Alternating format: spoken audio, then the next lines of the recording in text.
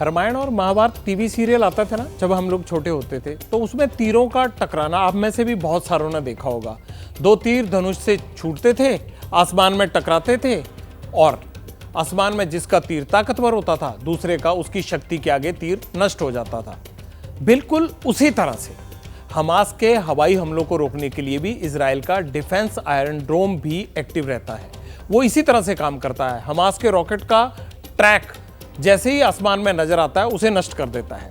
दोनों के टकराव की प्रक्रिया टीवी सीरियल के तीरों के टकराने और उससे आग निकलने जैसी ही होती है। आसमान में आमतौर पर, मैं तो पिछले 10 दिन से यह नजारा आमतौर पर देखता था।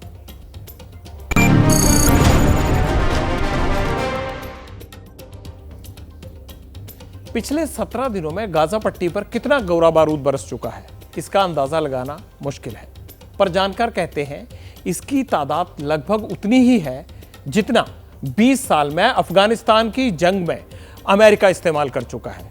इजराइल के रक्षा प्रमुख के मुताबिक ये तो अभी 3 में से पहली स्टेज की कार्रवाई है। इन 17 दिनों में मौत का आंकड़ा 5000 पार कर चुका है। पिछले 24 घंटे में ही 436 लोग इस अलग अलग हमलों में मारे गए हैं, इस जंग में मारे गए हैं। इनमें से 182 तो बच्चे ही बताए जा रहे हैं। गाजा में अमन चैन वैसे तो पहले से ही कभी रहा ही नहीं, पर अब मौत और जिंदगी के बीच का फासला और संकरा हो गया है। चाहे वह शेल्टर हो या अस्पताल हो, ईसाइयों के गिरजाघर हों, इसे कॉर्पोरेट बॉम्बिंग कहते हैं और इसकी चपेट से इनमें से कुछ भी नहीं बच पा रहा।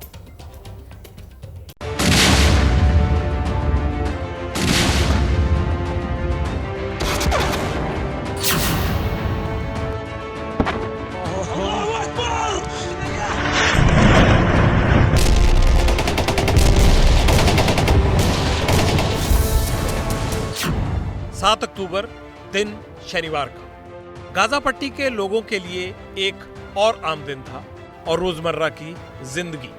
23 लाख लोग अपनी गुजर बसर की फिक्र में लगे हुए, बच्चे खेलते हुए, बाजार लगे हुए थे, पर रात होते होते सब कुछ बदल गया।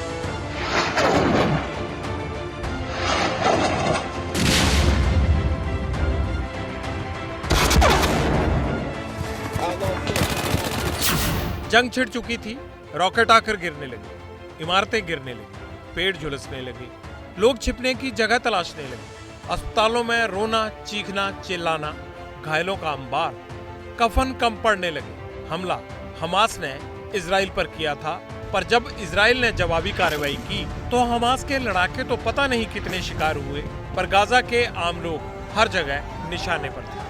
हिंसक झड़प गाजा में हमेशा होती रही है, पर जिस तरह से पिछले 17 दिनों में घमासान मचा हुआ है, उससे गाजा की शक्ल और नक्शा दोनों बदल चुके हैं। मलबे में बदल चुकी इमारतें, वीरान खंडर हुए घर, जहां कुछ ही घंटों और दिन पहले परिवार रहते थे, मातम हर जगह पसरा है।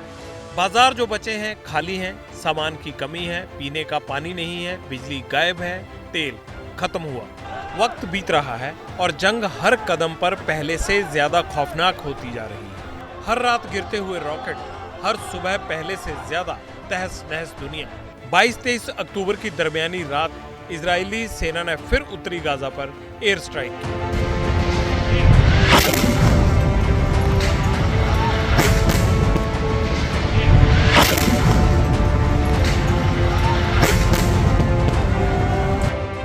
300 जगह को टारगेट किया गया। बम जबालिया रिफ्यूजी कैंप पर भी फटे। उत्तरी गाजा में इजरायली सेना हमास के ठिकानों को टारगेट कर रही है।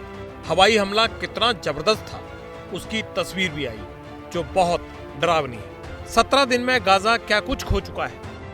5000 से ज्यादा लोगों की मौत हो चुकी है। पिछले 24 घंटे में ही 500 के करीब लोग मारे गए, जिसमें 182 से ज्यादा बच्चे शामिल हैं। 14,000 से ज्यादा जख्मी हुए, इनमें 2000 बच्चे और 1500 महिलाएं हैं। 17 दिन की लड़ाई में 1,69,200 घर तबाह हुए। 16,000 से ज्यादा घरों का नामो निशान नहीं बचा। युद्ध में 206 स्कूलों को भी नुकसान हुआ। 29 अस्पताल प्रभावित हुए। गाजा की आबादी 23 लाख है। इसमें से 17 लाख लोग जंग से प्रभावित हैं। इनमें 47% आबादी बच्चों की है। 7 अक्टूबर से लेकर अब तक इजराइल हमास के ठिकानों पर 8,000 से ज्यादा बम बरसा चुका है। ये बमबारी इतनी है जितनी अमेरिका पूरे साल भर में अफगानिस्तान में किया करता था। विध्वंस इसलिए भी डरावना है क्योंकि अफगानिस्तान गाजा पट्टी से 1800 गुना बड़ा है। गाजा की कमर टूट चुकी है, न बिजली है, न पानी है, न राहत की अभी कोई किरण दिख रही है। गाजा ऐसे ही खंडर नहीं बना।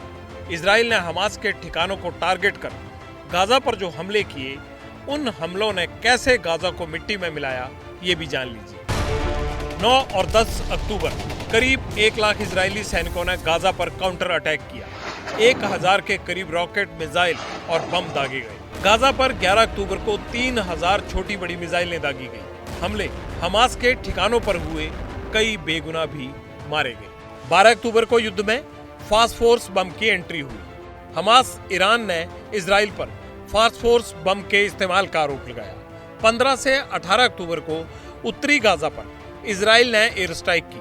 हमास के 10 टॉप लीडर को मार गिराने का दावा किया।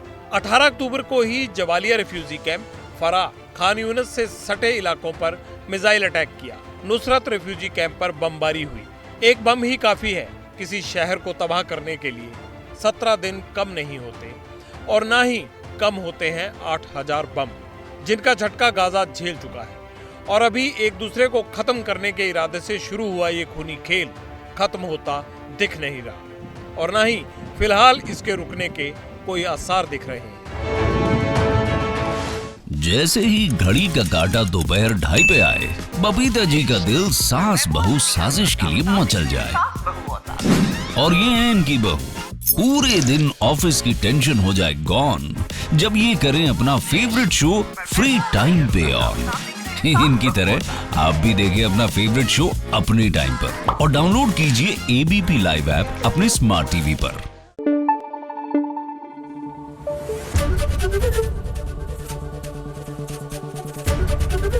ABP न्यूज आपको रखे आगे।